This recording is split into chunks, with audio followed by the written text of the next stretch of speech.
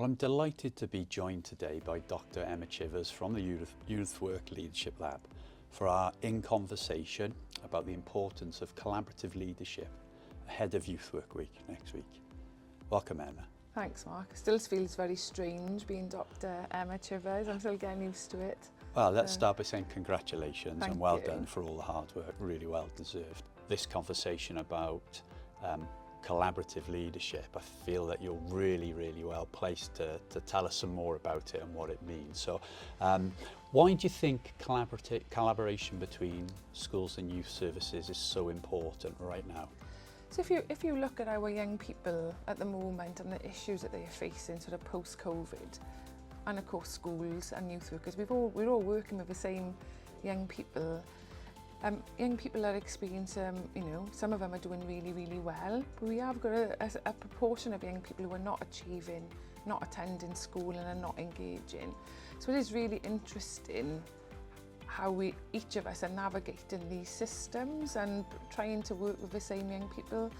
So for me, this non-attendance, not engaging is what we call a wicked problem. And these wicked problems cannot be solved on their own. So we have to find a way of bringing the system together and finding some sort of joint solutions, because young people's problems don't end at the end of the school day.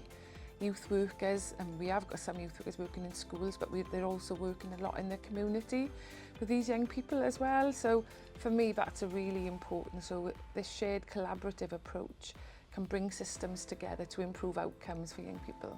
Attendance and attainment, we're all working to the same goal, to the same national priorities. So I think for me is we need to provide some bridges, I guess, to professional learning, because youth work and our workforce development group are working in one setting and schools are working in another setting, and it's very rare we get to come together to talk about these real life issues and what solutions can we come up with. So for me, that's a big barrier that we need to try and work to overcome. Creating the time and space for those leaders to be together to solve those common issues, and perhaps we're in a time and space now that can happen more readily. It's really interesting because when I've asked leaders this question before, one of them said that when they are working together, youth workers gain more of an understanding about the school environment and the school setting and some of the challenges they face. But what school leaders have told us is that they tend to look at young people through a different professional lens when they've been working with youth work leaders. And all of a sudden then it's like that light bulb moment when they said this is what we can achieve when we actually work together.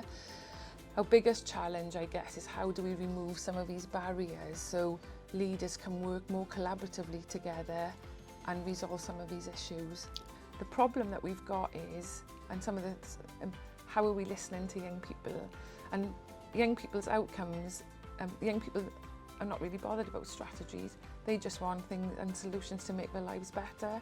So I'm hoping that this is, we're in a really positive era. We've got Dysgu, we've got the new Welsh Government, new strategic plans from youth. This is a time where we should be able to remove some of these barriers and bring leaders together and say, okay, what can we do collectively and collaboratively to overcome some of these issues?